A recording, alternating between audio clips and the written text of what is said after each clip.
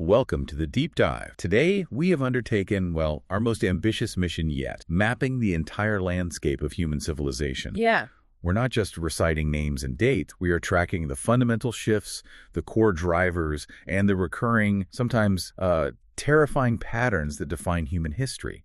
We're looking for the price of progress, that constant tension between chaos and control. It is an immense scope, absolutely. And to truly understand the history of human organization, you have to recognize it as a continuous flowing narrative. Right. We are taking you from the purely biological foundations that allowed our emergence through the invention of law, the solidification of empires, the creation of philosophies, and the devastating conflicts that have continually reshaped the world right up to the modern age. And the focus is on the patterns. Exactly, the patterns. So with that link, say, a Babylonian slave law to a modern constitution, you know? Got it. And to truly begin our story, we have to start not with a king or a city, but with us, our own evolution. It's hard to grasp the timescale. It really is. The sources remind us that 3 billion years ago, we were just floating atoms. Floating. Fast forward, and 6 million years ago, you see the first hominid. And the biological foundation for global civilization was, well, mobility. Mobility. That makes sense. That mobility is absolute. By 1.9 million years ago, Homo erectus was the trailblazer,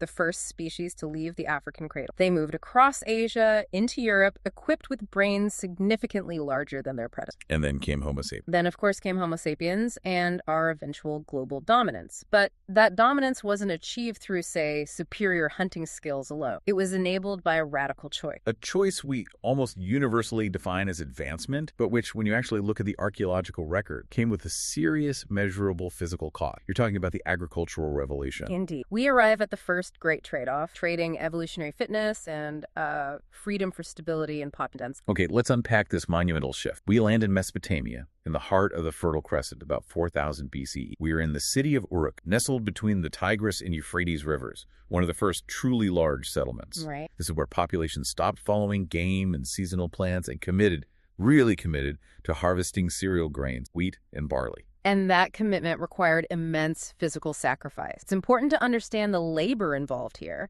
These early farmers had to mill these hard grains into flour using a hand mill, basically 2 heavy stones used to crush the kernels. Not easy work. Not at all. This wasn't a gentle task. It was repetitive, back-breaking work that lasted for hours every single day just to create the basic caloric intake necessary to feed a family. Wow. And the sources emphasize that this strenuous, monotonous process, the birth of industrialized food production, essentially, is what allowed Uruk to just explode in size, right? Supporting over 50,000 residents. Exactly. It solved the problem of how do we feed a crowd. But I wonder if they ever stopped to think about what they were giving up.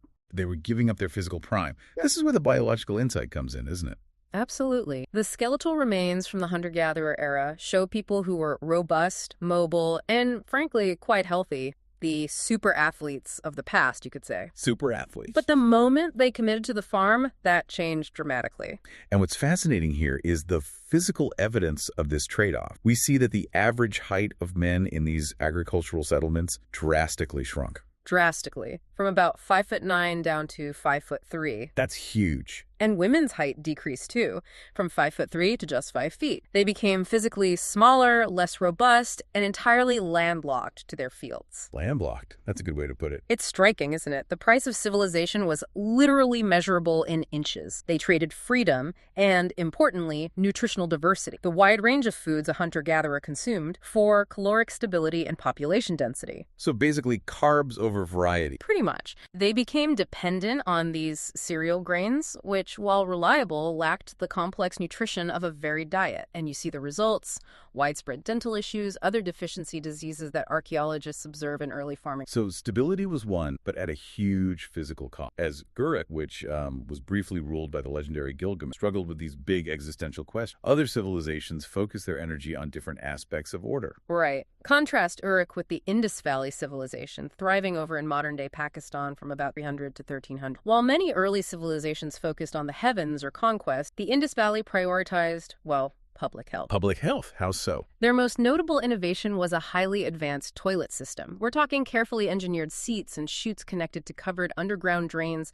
that efficiently carried sewage away from residential areas. That attention to plumbing and hygiene was revolutionary, surely. Yeah. It directly prevented disease and allowed for dense, hygienic urban living. Absolutely crucial. Meanwhile, Across the Arabian Sea, Egypt was consumed not with basic human plumbing, but with the eternal and after. Right, a completely different focus. Exactly. Egyptian religion was structured around this core conviction. The pharaoh's spirit continued to rule the living world even after. This demanded that the physical body be perfectly preserved through mummification, allowing the spirit to successfully. The entire state apparatus was directed towards guaranteeing talent. And the pyramids are the ultimate expression of this state focus, right? Starting with Pharaoh Djoser's step pyramid. Then Sneferu's experiments with the bent and red pyramids, and culminating with the massive 20-year project that was Khufu's Great Pyramid of Giza. These weren't just tombs. They were massive, labor-intensive state projects designed to cement religious and political control, ensuring the pharaoh's worship continued forever. Okay, so if Egypt focused on eternity, Babylon, under King Hammurabi around 1772 BCE, focused intensely on legal order here on Earth. He commissioned that famous, imposing 7-foot-tall stone slab inscribed with 282 laws, creating a predictable legal framework. That's the one. And we often focus on the dramatic retribution principle, Law 196, the famous eye for an eye concept.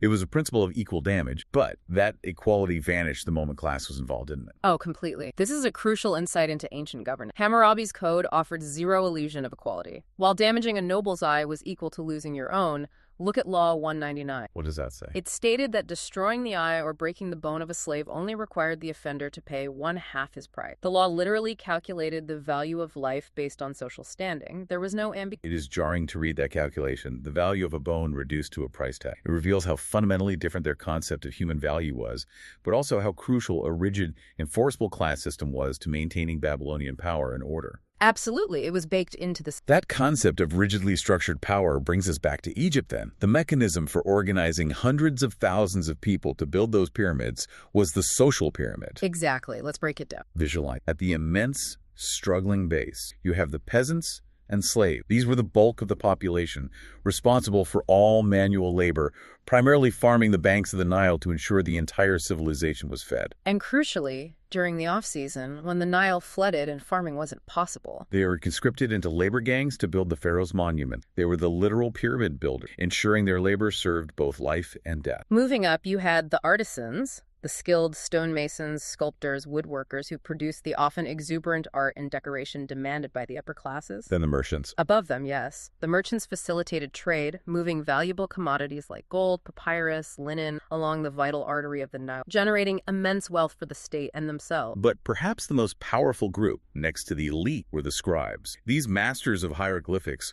were the gatekeepers of information, weren't they? Absolutely. They recorded food stores, calculated taxes, managed the complex bureaucracy of the pharaoh's daily life. Literacy was power, plain and simple. Above them. Soldiers ensuring defense and expansion, and then the bureaucrat, the priests, the nobles, and the vizier, the administrative leaders who managed higher Nile. And at the very top, the single point of the apex, Pharaoh, acting as the supreme human mediator between the divine and mortal world. It was an extremely efficient, if brutally restrictive. And it allowed figures like Ramesses II to oversee these colossal construction projects like Abu Simbel and grow the empire during his long reign, right? Yeah. 1279 to 1213 BCE. Precisely. His success and imperial reach, however, set up a direct confrontation with another rising power, the Hittites. Ah, yes, the Hittites. Based in modern-day Turkey. Correct. Under Labarnus, they had unified around 1680, and the Great Clash happened around the city of Kadesh. Kadesh. What happened there? Well, Ramesses II marched with about 20,000 men in 4 divisions. The Hittites, under Mutwalli II, were formidable opponents. They used excellent intelligence espionage, basically, to know exactly where Ramesses was. So they were prepared. Oh, very prepared. They fortified Kadesh with 40,000 men. Ramesses made a critical tactical mistake, splitting his divisions while marching, which allowed the Hittites to launch a devastating surprise attack. A classic military blunder. How did it end? The battle ended in a costly draw, really, but here is where it gets truly transformative. Despite fighting for dominance, both sides realized the war was just too expensive, too ruinous for both empires. So they talked. Exactly. Shortly after Mutwalli's death, Ramesses and the new Hittite king, Hattusili III, signed the first recorded peace treaty in history in 1258. The first one. What? The first one we have evidence for. Yeah. And the document is explicit. They vowed never to attack each other again. This wasn't merely a pause in conflict. It was a conscious realization that cooperation could yield greater prosperity than endless war. And did it? It did. For a time, this peace treaty led to profound cultural exchange. The Hittites, who were far superior in metalwork, shared their knowledge, improving Egyptian weaponry. The Egyptians, masters of the Nile's agricultural potential, shared farming knowledge with the Hittites. So peace actually led to progress for both sides. Absolutely. It was a kind of golden age of cooperation that lasted until around 1200, when the Hittite Empire collapsed under pressure from mysterious organized raiders known as the Sea People. Another one of history's great mysteries. Indeed. Even the most successful peace treaty couldn't insulate them from these larger external forces. Okay, let's shift focus. Moving far east, China developed a different mechanism for ensuring mass loyalty, the Mandate of Heaven. Right. First invoked by the Zhou dynasty around 1046 BCE to legitimize their rule over the Shang. This was essentially a spiritual contract for governance. How did it work? What were the rules? It operated on 4 clear principles.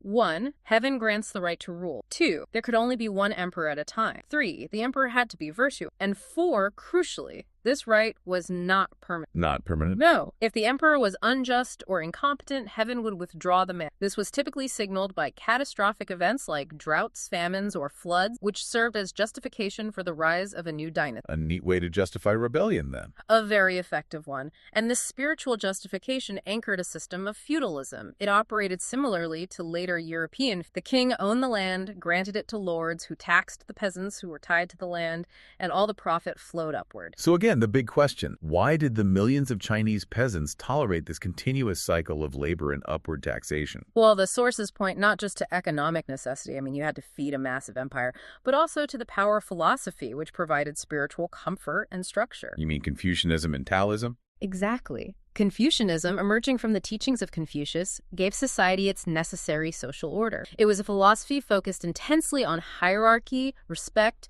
loyalty, and responsibility, all expressed through complex rituals and customs. It told people exactly how to behave within their rigid social stand, ensuring harmony through predictable conduct. Okay, so that's the external structure. What about Taoism? Taoism, founded by Lao Tzu, offered the necessary internal escape, you could say. The philosophy of Tao, meaning the way or the path, taught individuals to align with the natural flow of the universe, embracing simplicity and non-action. Wu Wei. So don't fight the system. It's far more profound than just focus on your farming, but for the peasant class, the core message was effectively, don't fight against the cosmic order, find inner peace, and accept the things you cannot change, like your tax burden, perhaps. That combination, Confucianism providing the external rules for society and Taoism providing the internal comfort to endure those rules, was absolutely critical. It was a philosophical framework that ensured the mass compliance necessary to govern large agrarian populations for millennia. It made life bearable. Okay, let's jump back to the West, around 800 BCE.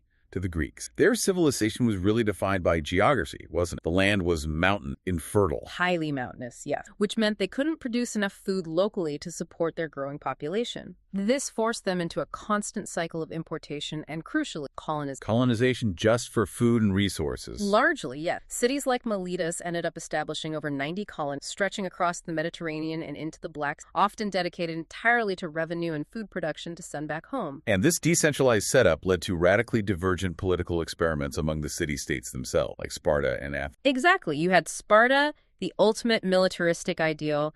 Everything, and I mean everything, was geared toward war and strength. Boys were removed from their families at 7 for this brutal military training, the agoj. The entire economy was completely dependent on the enslaved hoplites doing all the labor. Their society was basically a machine built for war. And then you had Athens, attempting something completely different. Messy, but different. Attempting something truly revolutionary and inherently democracy. It was complex, relying on 2 main branches. You had the Council of 500. Chosen randomly. Chosen randomly by sortition, the process of selecting officials by lot. They even had a machine for it, the Clariterion. A machine for random selection. That's amazing. It is. Citizens inserted their personalized tokens into this bronze machine, and a random process ensured that 50 citizens from each of the 10 tribes were selected to serve. The point wasn't expertise. The point was ensuring no single power center could emerge and dominate. So it was about preventing corruption, too.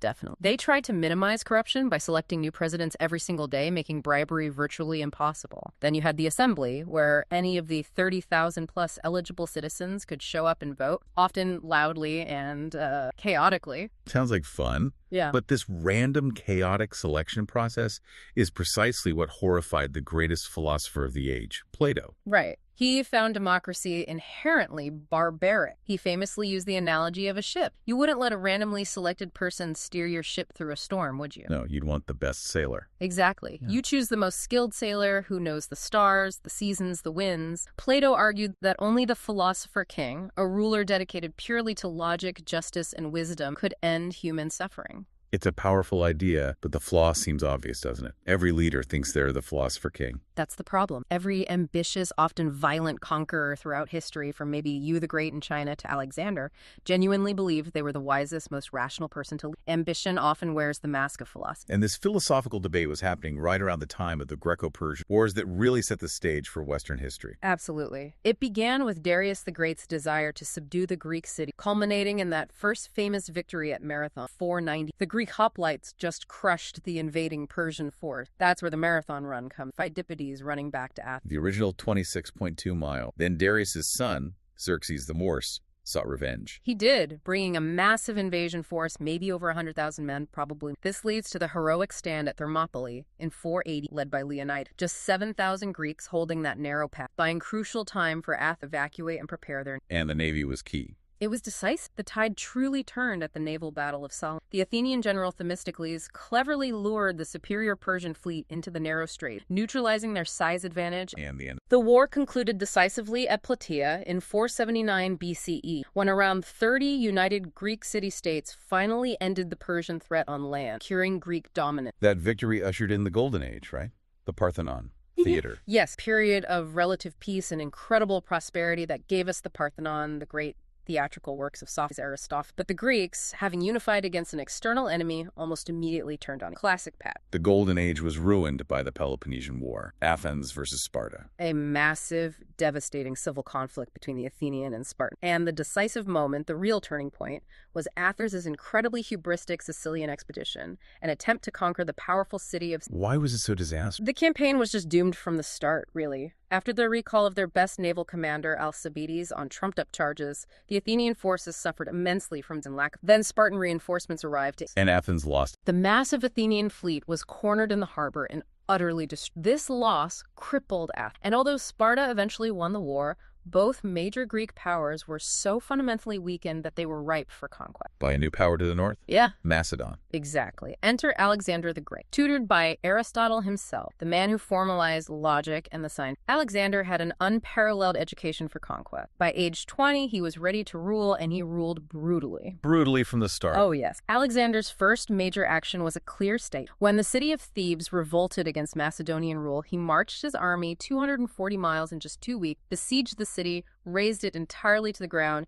killed 6,000 people, and sold the entire remaining population. That's efficient terror. It terrified the rest of Greece into submission, absolutely, which allowed him to focus his attention on the real prize, the Persian Empire. And he conquered it. He did. He defeated the Persian king Darius III twice at Issus and Gaugamela, conquered Babylon and Persepolis, and spread Greek ideas and culture Hellenism across his vast conquered territory. He basically planted the seeds of the Western culture today across. Why did he stop? Didn't he want India too? He did, but the campaign only stopped when his own troops, exhausted after years of marching and fighting homesick, simply refused to march further into India. Even Alexander. And what happened after he died so young, at 32? The irony is that his unprecedented conquest crumbled almost immediately upon his death. His empire fractured into 3 main warring factions led by the Ptolemies ruling Egypt, think Cleopatra, the last of that, the massive Seleucid Empire in the east, and the Antigonids back in Greece. Constant warfare. It's powerful to contrast Alexander's relentless drive for glory with the story of Ashoka the Great in the Mauryan Empire in India around the same. It really, Ashoka, after the devastating and incredibly bloody War of Kalinga, which saw maybe 100,000 killed, was apparently so traumatized by the carnage that he turned entirely away from violence and embraced the teachings of the... So instead of more conquest. Instead of conquering, Ashoka spent the rest of his life issuing these famous edicts carved into stone pillars across his empire. They promoted nonviolence, kindness, respect for all religion, and critically, he abolished slavery. He chose consolidation, administration, and wisdom over endless military. It demonstrates a profound alternative to that model of the aggressive autocrat so often. A very different path. Right. As the Greek empires were fragmenting after Alexander, Rome was busy securing its dominance in the West. This was really solidified by its victory over Carthage in the brutal Punic War. That's Hannibal and the elephants, right? Exactly. Even after Hannibal famously invaded Italy with war elephants causing panic, Rome ultimately prevailed at the Battle of Zama, securing control of the Western Mediterranean. Carthage was eventually. Meanwhile, what was happening in China after the zoo? Well, in China, the brief, highly authoritarian legalist regime of Qin Shi Huang, the first emperor, terracotta army guy, who believed humans were inherently selfish and needed absolute, harsh control, had collapsed pretty quick. His mandate expired fast. Subsequent Han Dynasty learned that. So the Han is different. Yes. Liu Bang led the revolt against and established Confucianist Han Dynasty I, built more on moderation, loyalty, and virtue, drawing on those philosophies. And it was under the Han that the production of silk exploded. Driving the expansion of the Silk Road. Precisely. Yeah. That demand for silk drove the expansion of the Silk Road trade routes across Asia. But what's fascinating is the geopolitical barrier that emerged in the middle. A barrier. The Parthian Empire, based in modern-day Iran, acted as a geographical and economic gatekeeper. They intentionally prevented direct contact between Roman and Han. Why? Because they wanted to monopolize the massive profits from the silk trade as a dispensable middleman. Clever. So Rome and China knew of each other but couldn't trade directly. Largely, yes. It created this intricate three-way dynamic between East, West, and the powerful intermediary in Persia. Okay, back in Rome, ambition continued to drive history. We had generals like Sulla taking Athens and then Julius Caesar. Right. Julius Caesar conquered all of Gaul, a massive territory, ending the campaign by famously besieging the Gallic leader Vercingetorix at Alesia. He built fortifications around the city, trapping the Gauls, and basically starved them into submission. This huge victory solidified his power and popularity back in Rome. But Caesar's ambition, like Alexander's before him, led to conflict with the establishment. Exactly. The Senate, fearing his power, ordered him to disband his army and return to Rome as a private citizen. But Roman law strictly forbade a general from crossing the Rubicon River, the border of Italy proper, with a standing army. It was seen as an act of war against the Republic. And Caesar chose treason. He chose treason and initiated a civil war. He crossed the Rubicon, famously saying, "Alea iacta est," the die is cast. He won the Civil War, became dictator for life. Yes, instituted vital reforms like the Julian calendar we basically still use, massive infrastructure improvement, before being assassinated by a group of senators led by Cassius and Brutus in 44 BCE. They were worried he would dismantle the Republic completely and crown himself king. His death led to more civil war, which was eventually won by Caesar's adopted son, Octavian, later known as Augustus. He defeated his rivals, including Mark Antony and Cleopatra, to become the first Roman emperor. And it is a decree from this very first emperor that, perhaps unintentionally, sets the stage for a new worldview entirely. How so? Well, Augustus's decree for a Roman census, required for taxation records, is referenced in the Gospel of Luke. This purely political action required the heavily pregnant Mary and Joseph to travel about 90 miles from Nazareth to Bethlehem, their ancestral home, to be registered. So Roman bureaucracy is why Jesus was born in Bethlehem. According to the narrative, yes. Their journey, documented purely as an act of Roman administration and taxation, placed them in Bethlehem just as Jesus Christ. And as Christianity grew, particularly in Judea, it became a problem for Rome. An immediate political threat, yeah. Emperor Tiberius ruled Rome at the time, and his guidelines demanded swift punishment for anyone who challenged imperial authority or caused unrest. Pontius Pilate, the Roman prefect in Judea, was ultimately given little choice under Roman law but to execute Jesus on the cross. Why? What was the specific threat? Jesus' growing influence, his talk of a kingdom of God, was seen by some local authorities and therefore by the Romans overseeing them as potentially seditious, a challenge to Caesar's ultimate authority. Pilate's action demonstrated the fundamental rule: follow the emperor's will or perish. It applied to everyone. But despite the execution, the message spread rapidly. Incredibly rapidly, largely thanks to the missionary efforts of Paul of Taurus, whose journeys are documented in the Book of Acts. But the strict monotheism of Christianity, worshiping only one God, clashed violently with the Roman state's polytheism and the requirement to participate in rituals honoring the Roman gods and the divine status of the emperor. And that led to persecution. Sporadic at first, but it really exploded when Emperor Nero, after the Great Fire of Rome in 64, needed escape. He pinned the blame squarely on the Christian community, initiating a wave of brutal persecution. And this had economic consequences, too. It did. To fund the massive reconstruction after the fire, Nero also instituted heavy tributes and, crucially, started debasing the currency, mixing cheaper metals into silver coin. This caused the first widespread inflationary effect in the empire's history, eroding the buying power of Roman money. So Nero gave them persecution and inflation. Lovely. Rome made it clear it would tolerate no organized dissent, right? Especially in Judea. Absolutely not. The ultimate suppression came during the Bar Kokhba revolt in 132 AD. This was sparked when Emperor Hadrian attempted to build Aelia Capitolina, a pagan Roman city, right over the ruins of Jerusalem. How did Rome respond to the revolt? With devastating, overwhelming force. They brought in legions, perhaps as many as 120,000 men. The Roman historian Cassius Dio records the astonishing scale of the devastation. 580,000 Jewish men slain in battle, 50 military outposts destroyed, 985 villages razed to the ground, with countless others lost to famine, disease, and fire after. Judea was essentially depopulated. An absolutely brutal message. The message was unequivocal. Do not challenge Roman authority, ever. While Rome was busy securing its borders through sheer violence, organized civilization was taking root elsewhere, like in the Americas. That's right.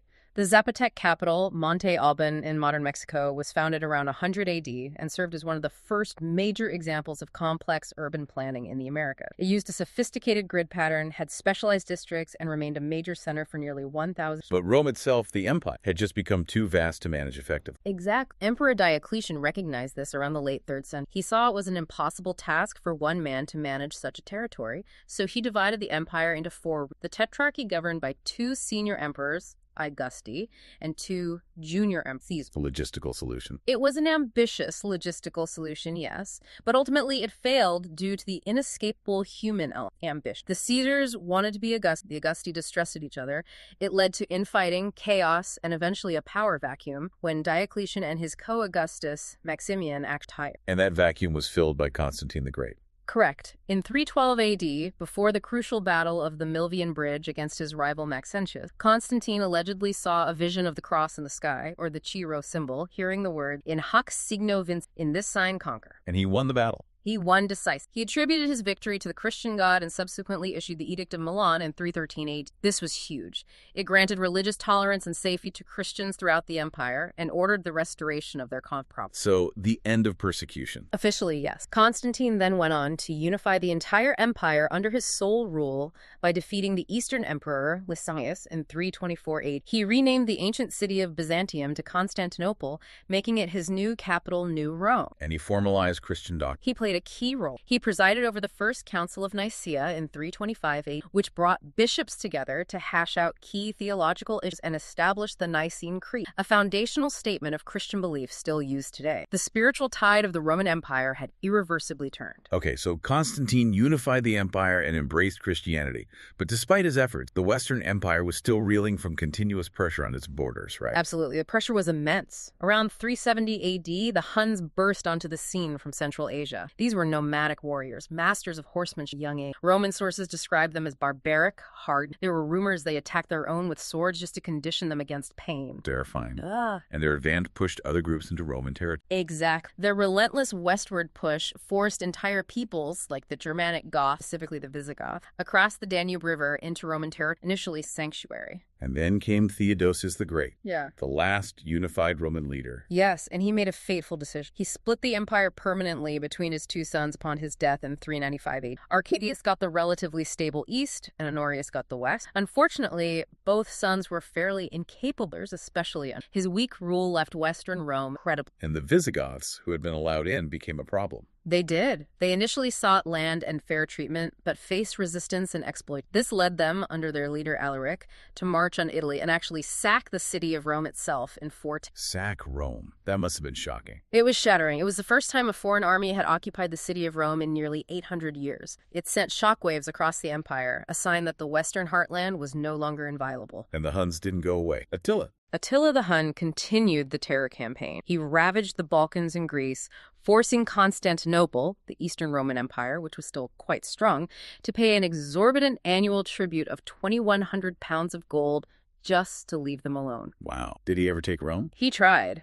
After suffering his only significant military defeat against a Roman Visigothic coalition at the Catalanian plains in Gaul, Attila turned his attention and marched on Italy towards Rome itself in 452 AD. But the legend holds that he was persuaded to turn back after meeting Pope Leo herself outside the city. A pope stopped Attila the Hun. Well, the legend says Pope Leo, possibly aided by divine intervention in the form of apparitions of St. Paul and St. Peter threatening Attila, convinced him to spare the city. More likely, Attila's army was was suffering from disease and supply problems, and the Pope offered a hefty ransom. Either way, Rome was spared that time. But the Western Empire didn't last much. No. The final act came in 476 AD. The Germanic general Odoacer, who was technically in command of the remnant Roman army in Italy, deposed the young, last Western Roman emperor Romulus Augustus, ironically named after Rome's founder and first emperor. Odoacer didn't claim the title of emperor himself. He sent the imperial regalia to Constantinople. Western Rome, as a political entity... While Europe entered this period of fragmentation, the so-called Dark Age, the rest of the world wasn't standing still. Not at all. Far from it.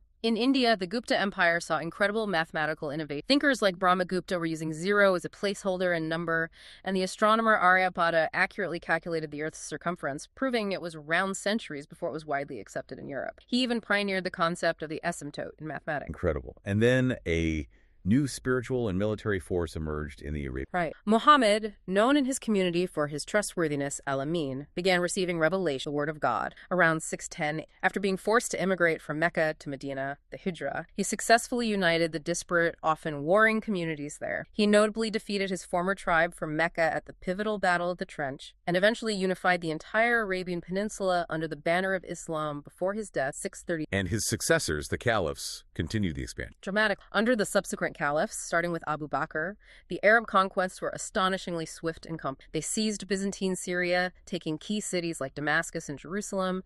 They completely ended the centuries-old Sasanian Empire in Persia in 637. They captured Alexandria in Egypt in 642, which economically crippled the Byzantine Empire by cutting off... How far did they get? By 716 AD, less than a century after Muhammad's death, the massive Islamic Caliphate stretched from Lisbon in Portugal all the way across North Africa, the Middle East, and Persia to the borders of China and India. It was one of the largest empires had ever seen. But the expansion into Europe was eventually halted. Yes. This massive northern expansion into Europe was finally stopped in 732 AD at the Battle of Tours, deep in modern-day France. Charles Martel, grandfather of Charlemagne, led the Frankish forces and decisively defeated the invading Umayyad Arab force, led by Emir Abdul Rahman al-Ghafiqi, who was killed in the battle. This victory is often seen as crucial in preventing the caliphate from expanding further into West. And this era of expansion fueled an intellectual golden age in the Islamic world. Absolutely. An unparalleled intellectual golden age, particularly centered in Baghdad under the Abbasid Caliph. Caliph Harun al-Rashid, famous from the Arabian Nights stories, built the House of Wisdom, Beit al-Hikmah,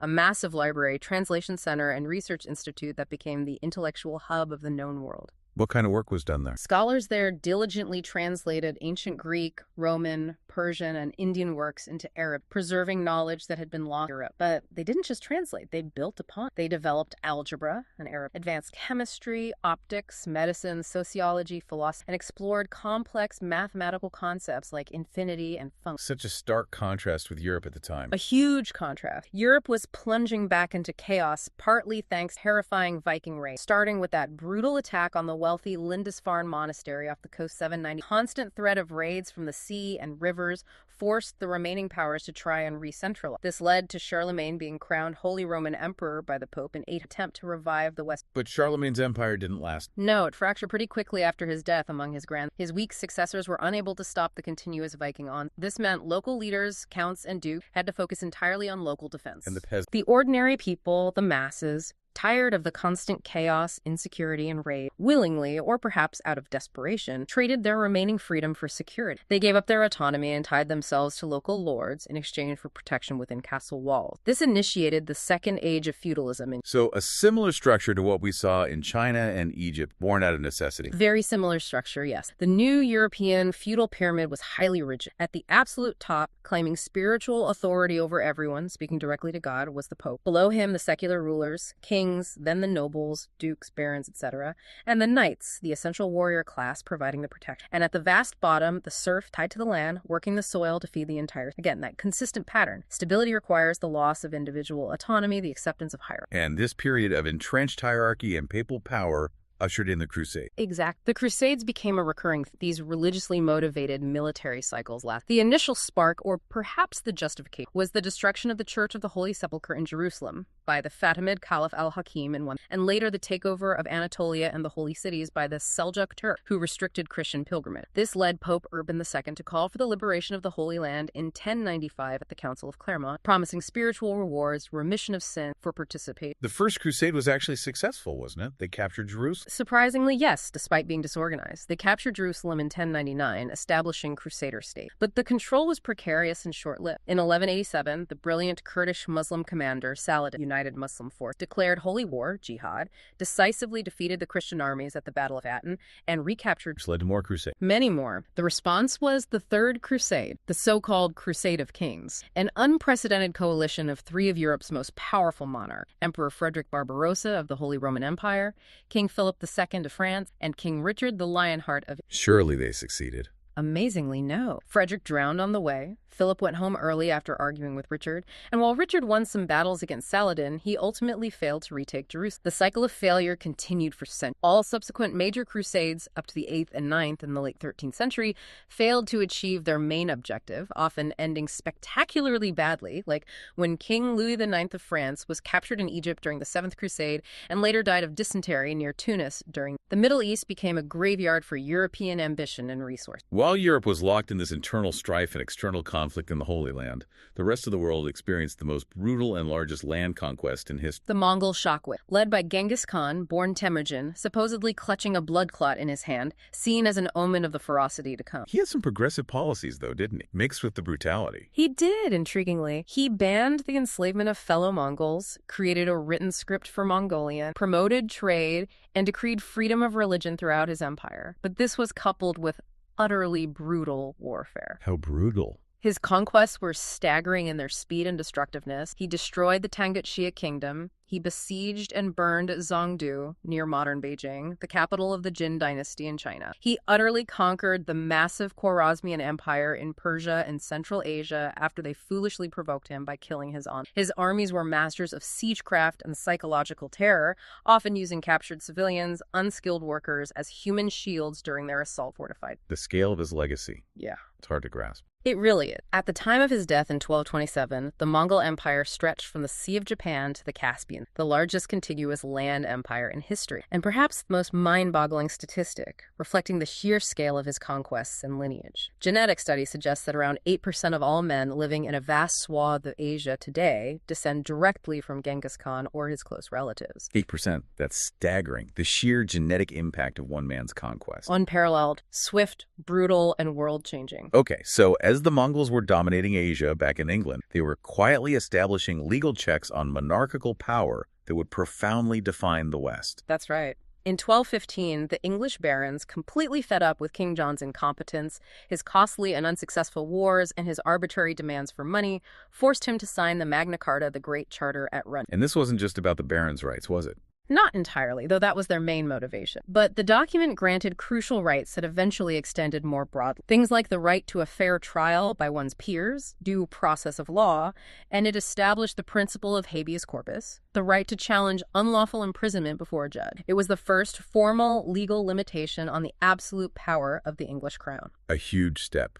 And then later, Parliament. Yes, later in 1295, King Edward Steele needed money for his wars, particularly against Scotland. He summoned what became known as the Model Parliament, bringing together not just nobles and clergy, but also representatives from the counties. And he famously stated, "What touches all should be approved by all," recognizing pragmatically that if he wanted widespread financial support, he had to give the people providing it some kind of consent. It signaled the real beginnings of Parliament as an... Meanwhile, across the Atlantic, empires were flourishing centuries before European contact. The Aztec. Yes. The Aztecs, or Mexica, founded their magnificent capital Tenochtitlan on an island in Lake Texcoco, following a legendary prophecy about an eagle perched on a cactus eating a snake. They built massive temples, like the Templo Mayor, and incredibly complex canals and causeways. And their farming was unique. Their agricultural genius lay in adapting to their lake environment. They invented chinampas, these artificial islands, essentially floating gardens built up from mud and reed, where they could grow crops year-round in the vast, highly productive. And in Africa, Mansa Musa of Mali, his wealth was legendary. Almost mythical. Mansa Musa, emperor of the wealthy Mali Empire in West Africa, was generating wealth on a scale unimaginable in contemporary Europe, largely from gold and salt mines. During his Hajj pilgrimage to Mecca in 1324, his caravan was so enormous and spent so much gold giving it away as gifts and charity in cities like Cairo that he unintentionally caused rampant and crashing the local economies along his route for years afterward. He literally broke the economy with his generosity.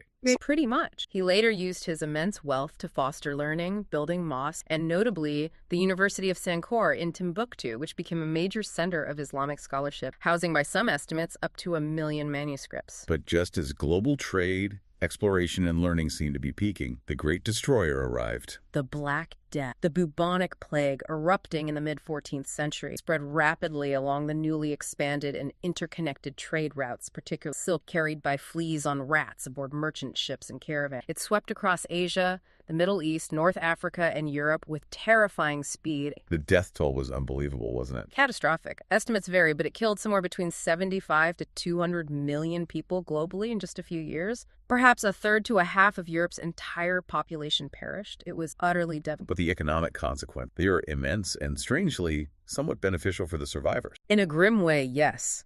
The plague caused a massive, unprecedented labor shortage. Suddenly, the serf or the peasant farmer was no longer an easily replaceable cog in the feudal machine. They were a scarce resource. They had bargaining power. For the first time, really. Landowners were forced, simply out of economic necessity, to grant the surviving farmers better wages, more freedoms, lower rents, and allowed them to keep a larger share of the produce they farmed. Some historians argue the Black Death effectively ended serfdom in Western Europe. A demographic collapse leading to economic empowerment for the masses. Exactly. It fundamentally disrupted the rigid social pyramids established by feudalism, shifting power dynamics significantly in favor of the common people, accelerating social change. This era also saw the final collapse of the last vestige of the Roman Empire, Constantinople. Yes. The Byzantine Empire, the Eastern Roman Empire, had been declining for centuries, weakened by internal conflict, civil wars, and constant warfare against neighbors like the Seljuks and later the Ottomans. Finally, in 1453, the Ottoman Sultan Mehmed II, just 21 years old, besieged Constantinople with a massive army, perhaps 80,000 soldiers, and crucially enormous revolutionary cannons that could breach the city's legendary... And the city fell.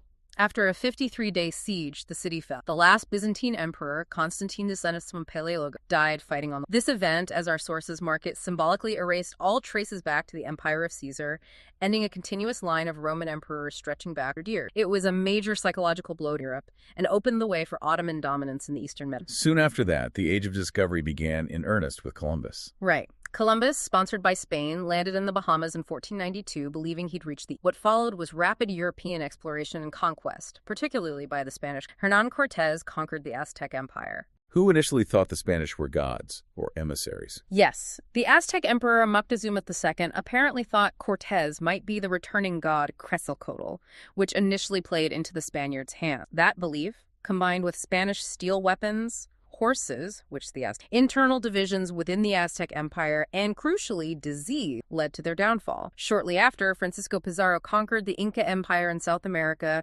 using similar tactics of deception and military superiority. But you mentioned disease. That was the real killer. This is a chilling but crucial insight. The real defining weapon of the European conquest wasn't necessarily the guns or swords, though they played a part. It was biology. How so? Europeans, having lived in dense populations with domesticated animals for centuries, had endured waves of epidemics like measles, influenza, and smallpox. They carried immunities to these diseases. They introduced these illnesses to the native populations of the Americas who had absolutely zero prior exposure and therefore zero. So the impact was devastating. Utterly devastating. Smallpox, in particular, swept through Aztec and Inca populations before the main Spanish conquests even fully unfolded, killing off rulers, warriors, and commoners by the tens of millions, perhaps wiping out up to 90% of the indigenous population. Biological factors proved far more demanding, far more lethal than any authoritarian violent military. As the old world was violently expanding into the new, Europe itself was experiencing an intellectual rebirth.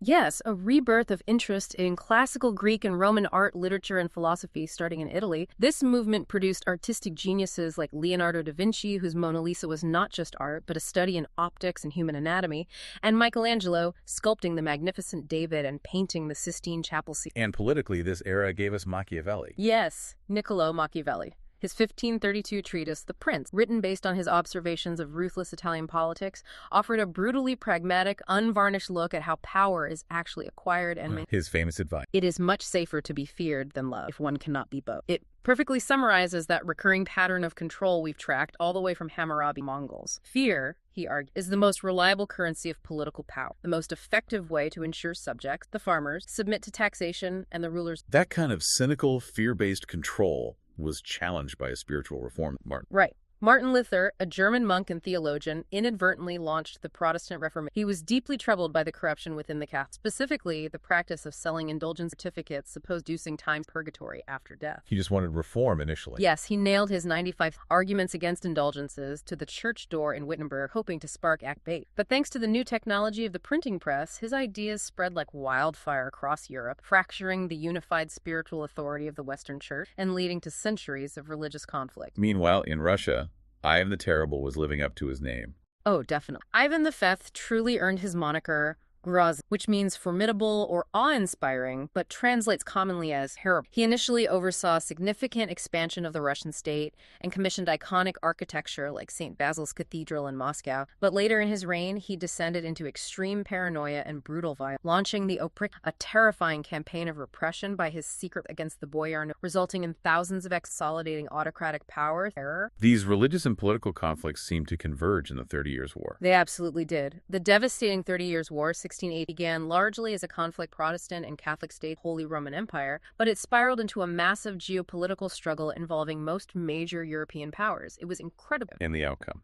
The war ended with the Peace of Westphalia in 1640. This series of treaties is incredibly important because it formally established the modern concept of state sovereignty, the idea that each nation-state, regardless of its religion, is supreme within its own borders and shouldn't interfere in the internal affairs of others. This laid the foundation for the modern international system of independent nations, paving the way for unified nations like Great Britain. Exactly. Like Great Britain, formed by the Acts of Union in 1707, uniting the kingdoms of England and Scotland into a single sovereign state. But the people living in these new sovereign states started wanting more of a voice, didn't they? The Enlightenment philosophies emphasizing reason, individual rights, and questioning traditional authority fueled revolutionary action. The American experiment in 1776 was the first major outcome. The colonists, using effective guerrilla tactics and aided by France, won independence from the powerful British Empire. And yet, Plato's critique of pure democracy was immediately apparent in the new American government. It really was. The Founding Fathers, wary of the potential chaos and, frankly, the perceived lack of wisdom of the common man having direct power, just as Plato had argued, instituted structures like the Electoral College. This was designed to ensure a more considered, mediated vote for the president, effectively putting the final choice, at least initially, in the hands of a smaller group of electors, presumed to be more educated. That caution seemed to be thrown to the wind in France. Completely. The French Revolution, starting in 1789 with the storming of the Bastille,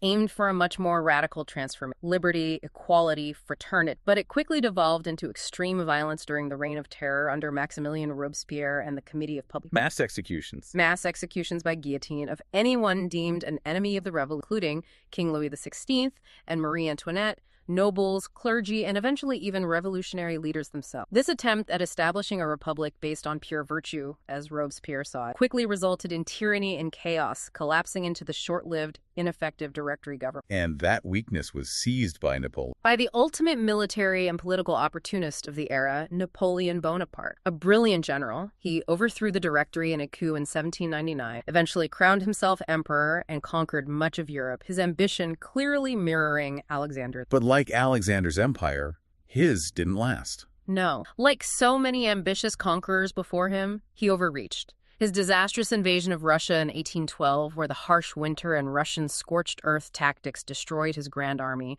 marked the beginning of the end. He was eventually defeated finally and decisively at the Battle of Waterloo. The industrial age and the political turmoil of this era also led to powerful new ideologies. Absolutely. The harsh conditions of early industrialization and the stark inequalities it created led Karl Marx and Friedrich Engels to publish the Communist Manifesto in 1840. It argued that history was a story of class struggle and that the industrial working class, the proletariats, should overthrow the capitalist system and seize the means of production. Their famous closing line. The proletarians have nothing to lose but their chain. They have a world to win. Working men of all countries, this powerful idea proposed a completely new form of structure and, arguably, safety, replacing the state and private ownership with the collective.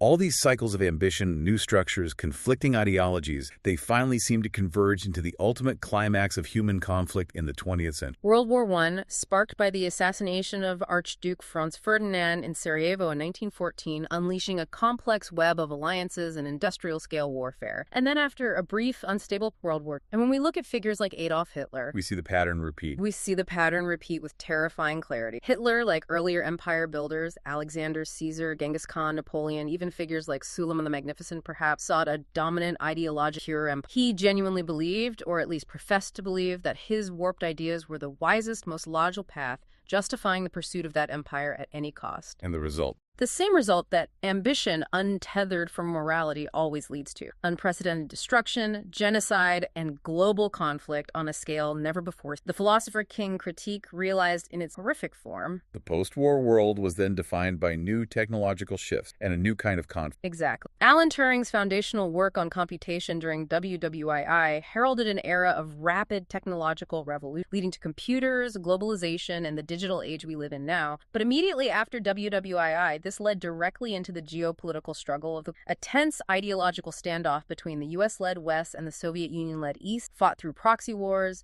the nuclear arms race, and a battle for global. And yet, during that tension, humanity achieved something extraordinary. We did. In 1969, amidst the Cold War rivalry, the U.S. placed Neil Armstrong. His famous words, "That's one small step for man, one giant leap for mankind," seemed to suggest we could transcend our Earth yet, even as we look to the stars. The fundamental human condition remained the same. The fundamental truth that opened our deep dive remained constant. It connects all the way back to Gilgamesh, his epic quest for eternal life, for escaping condition. What did he realize? By the end of his epic journey, after failures and loss, Gilgamesh finally realized, according to the text, that life, which you look for, you will never find. For when the gods created man, they let death be his share, and life they withheld in their own hands. Wow, that's a sobering thought.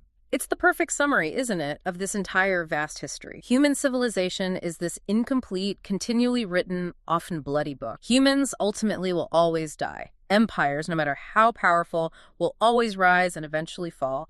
And despite all our incredible technological progress, the masses, the majority of people, will likely always clamor towards safety, security, and predictability, even if it means trading away some measure of their autonomy or freedom. So looking back at our deep dive today, we've definitely seen those recurring themes, that constant trade-off of freedom for stability, starting with the first farmer, the relentless cycle of empire building and collapse, the defining power of ideas and philosophy, whether it's Confucian lie, the Christian cross, or the Communist Manifesto's call to break the chains, and that constant underlying struggle for control, for order against chaos. Exactly. And if we connect all those historical dots, we really have to consider the immense, often completely unforeseen consequences of past technological shifts. Think about the simple hand mill literally shrinking the human body over generations, the steam engine completely remaking geography and society, the computer making the world instantly smaller, yet perhaps more fragmented in other ways. So the final thought for our listeners. The historical pattern strongly suggests that every advance, every quest for safety and convenience always comes at a cost, often one that's hidden or reveals itself only much later. Today, we are living through what feels like the next great technological leap: AI,